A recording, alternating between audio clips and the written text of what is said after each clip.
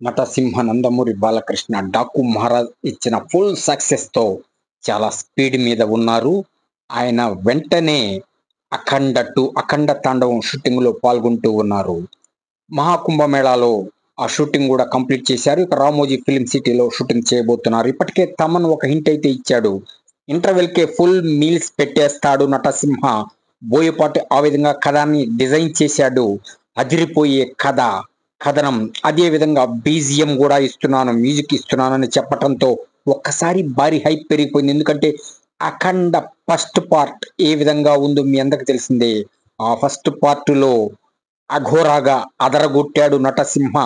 ప్రపంచమంతా అఖండ మేనియాలో మునిగిపోయింది. ఇప్పుడు దసరాకి సెప్టెంబర్ 25వ తేదీ వస్తున్నాడు అని కూడా 14 రీల్స్ వారు సోషల్ మీడియాలో ప్రాక్టీస్ చేశారు.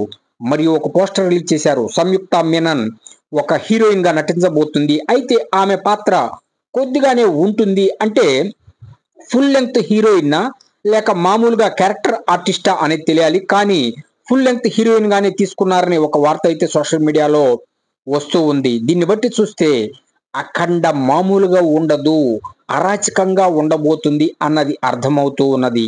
ఇప్పటికే Daaku Maharaj break even complete అయింది. అటు ఓవర్సీస్ లో ఇటు ఇండియాలో 200 కోట్ల వైపుగా పరుగులు పెడుతూ ఉంది. ఇప్పుడు అఖండ తాండవం ఆ ఊపే వేరు. ఈలోపే గోపిచ్చారెడ్డి లాంటి బ్లాక్ బస్టర్ ఇచ్చిన మళ్ళీ నేను గోపిచంద్తో సినిమా అంటే ఇంకా చెప్పేదే ఉంది.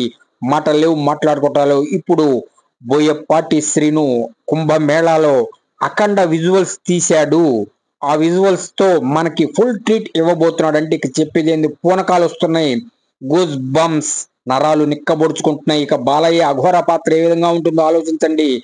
టోటల్ గా సినిమా అంతా అఘోర పాత్రతో నిండిపోతుంది. సనాతన ధర్మంపై అద్భుతమైన సినిమాని మనకు ఇవ్వబోతున్నారని అర్థమవుతుంది. సో సినిమా రిలీజ్ అవ్వటమే లేటు, బ్లాక్ బస్టర్ హిట్ అంతే రాసి పెట్టుకోండి. పక్కా రికార్డులన్నీ అవుట్ ఆఫ్ కవరేజ్ ఏరియా కొట్టబోతుంది అఖండ తాండవం, అఖండ 2.